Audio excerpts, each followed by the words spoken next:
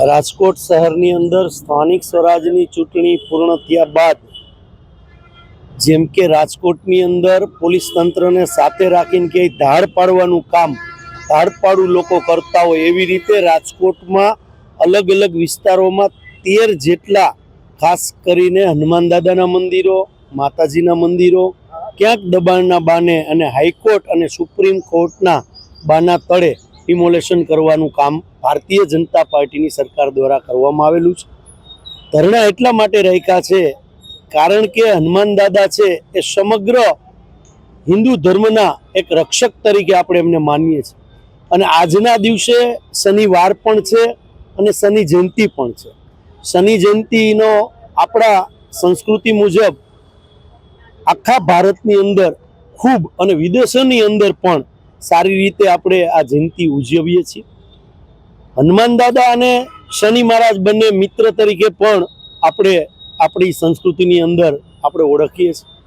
હનુમાન દાદા વિઘ્ન હર્તા કહી શકાય, પણ ક્યાંક ને ક્યાંક આ તંત્ર દ્વારા રાતે હનુમાન દાદાને કર વિહોણા કરવાની વાત તંત્ર દ્વારા કરવામાં આવી છે।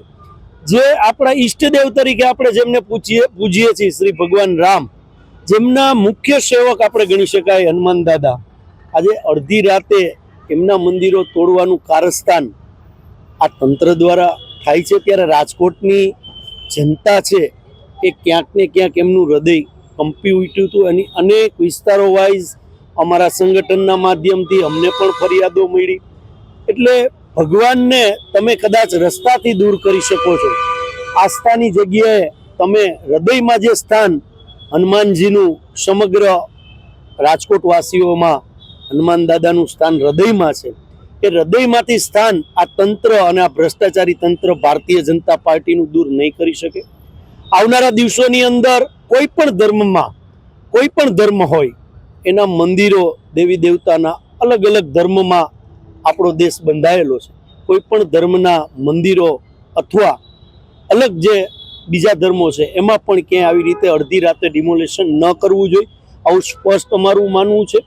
આ ધરણા એટલા માટે છે કે હજી પણ અમારી પાસે જે માહિતી છે એ પ્રમાણે ક્યાંક ને ક્યાંક હજી પણ આ લોકો મંદિરો તોડવાના પ્રયત્નમાં છે। તો આ મેસેજ દેવા માગીએ છીએ કે રાજકોટની જનતાનો અવાજ બનીને આજે અમે અહીંયા ધરણા રાખ્યા છે। કોંગ્રેસના પ્રમુખ તરીકે વાત કરીએ છીએ, પણ અહીંયા આજે અમારો કોંગ્રેસનો એક પણ વ્યક્તિએ ખેસ નહીં પહેર્યો હોય। માત્ર આજે શનિ જયંતિ છે અને હનુમાન દાદાની આરાધના કરવા માટે અને આ નરાધમો જે મંદિરો ઉપર તરાપ મારી રહ્યા છે એમની આંખ ખુલે એના માટે આજે અમે ધરણાનું આયોજન કરેલું છે અને આશા રાખીએ કે હવે પછી તંત્ર બાકીના જે મંદિરો છે એ મંદિરો નહીં તોડે।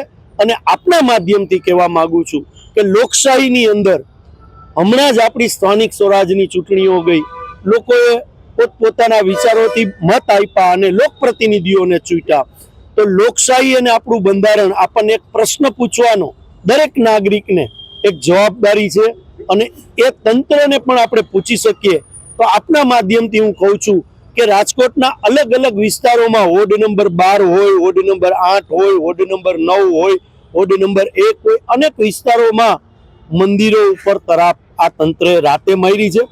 તો ત્યાં આપણા પ્રતિનિધિઓ કેમ ચૂપ છે? આ પ્રશ્ન પણ રાજકોટની જનતાએ કોર્પોરેટર હોય, ધારાસભ્યશ્રી હોય કે સંસદ સભ્યશ્રી હોય એને પૂછવો અત્યંત જરૂરી છે, કારણ કે એ વાત બીજી કરે છે અને જ્યારે આપણા દેવી દેવતાઓ ઉપર આવી પરિસ્થિતિ થાય ત્યારે ક્યાંક ભૂગર્ભ ગટરમાં વહી જાય છે। તો લોકોએ એમને એક ફોન કરી અને આ પ્રશ્ન પૂછવો જોઈએ, આવી આપના માધ્યમથી વિનંતી કરું।